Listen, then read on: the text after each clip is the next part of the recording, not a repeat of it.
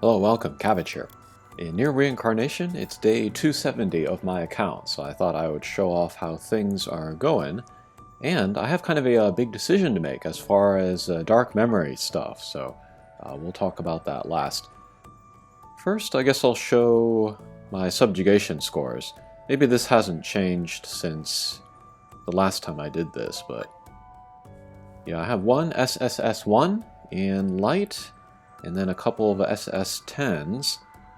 I'm pretty happy with these weekly rewards, which is why I haven't played these in a while, but what I should do is get the SSS1 for Dark as well, and then SSS1 for all of them, basically.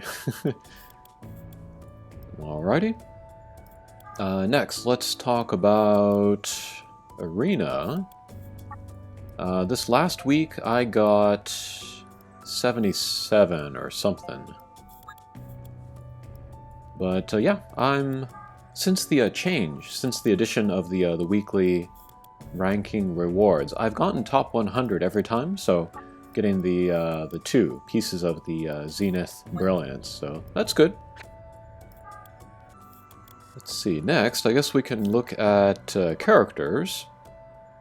I'll show you like recent changes that have happened.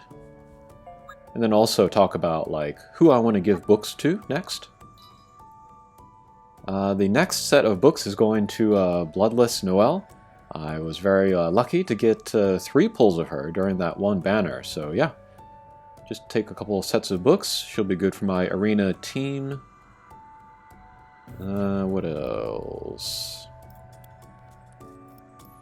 I gave some more books to Demas here, Celebratory Demas. Very interested in him.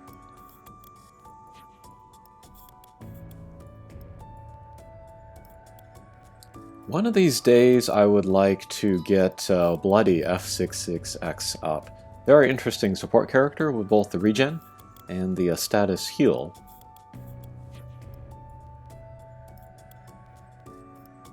And one of these days I need to give that last set of books to 063Y, but he's so great at this level that it's not a big emergency. I would like to get this Fractured Argo up, just because he's my only 4-star Argo from the Hatcher, and I think he's really good, just overall. Oh, and then the other day, the other week rather, there was the Griff and Lars banner. I spent all of my gems in there. I decided to give up on the Nier day. And I got another pull of Abstract Griff, so unlocked his second passive ability. He's really good, and I like his costume, so I was happy about that. And I got a pull of Logma Griff, so he's actually halfway to maxed out, and he'd be really good for Arena as well, so it'd be tempting to give him books. Good attack on him, also.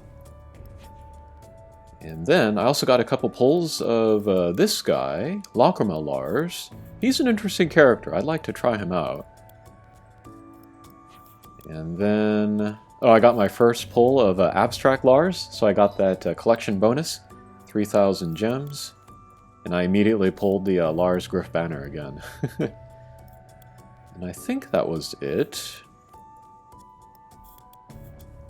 Yeah, I didn't pull any of the Fractured Lars. Just one pull away from maxing him, so I'm waiting for that. But yeah, those are how my characters are looking. Oh, I'm still waiting for another pull of Fractured 063Y. When I do use him in subjugations, I'm using him in the first wave, and so it doesn't matter if his character skill charges up faster or not, so yeah. We can leave him at 85 for now. I very much want to get him to 90, however, and I want to try him out like in all the different ways that people use A2, just to prove a point that he's similar to A2. Okay, next let's talk about weapons, and then this will lead me into the Dark Memory discussion. But for the Blackhorn weapons, I have these 4, at least level 75, and then I'm putting the most effort into the staff, because I want to make Summer Leon work for Arena. But even 75, I think this is like really good for these Blackhorn weapons, because you can take these skills to level 12, and the jump from 11 to 12 is pretty big, so I think that is worth it. However, I don't know if it's worth the jump from 85 to 90, because the jump in stats is not going to be that big. And then the skills, to take them from 14 to 15 is super duper expensive, so I think that's worth doing at the very last, after finishing everything else, including all of the other weapons, so yeah. And then, for Dark Memory weapons, I have all of them at stage 8 or higher, which I think I will ever want to take. What else we got? Got some staves and some spears. I think I would like to take the Poutier Fist to stage 8 someday, but I just dislike the character, so we'll wait until later. But yeah, these are great. And it's kind of crazy to think that they were in the game from launch. But yeah, a year later, they're still top of the heap. But they're also not, like, game-breaking, so, you know, good, balanced game design there. And then the one that I took to stage 8 most recently is Demus's gun. And so, since I'm at a pretty good stopping point with Dark Memory weapons, I'm kind of wondering what to do with my cubes from now. And there are a few ways that I could go about it. I could pick a weapon to take to stage 11, purely for the weapon itself. And so, like, a good candidate there would be Gale's sword. I don't really have any interest in using the character, but if I took it to stage 11, then these weapon skills would go from 4 hits to 5 hits, which would be more damage. That would be good for both subjugations or arena. But it's not fun, in my opinion, to use 7 cubes just to add another hit to the weapon skill, so I don't know. Another thing I could do is I could choose a weapon in order to get a character that's really good. But for like characters that would be interesting or fun to use, like 063Y, he's got a good attack, but I don't feel like using him in subjugations and like managing his HP. That sounds annoying. Let's see. Akeha, I really like Akeha, and I have her very slabbed as well. But I'm happy with my summer Akeha, so I don't need this version. I think Demus would be a lot of fun, because he's super tanky. He's just kind of got high stats overall. And then that AoE character skill would be interesting to use. Noelle would be interesting, maybe as a tank character.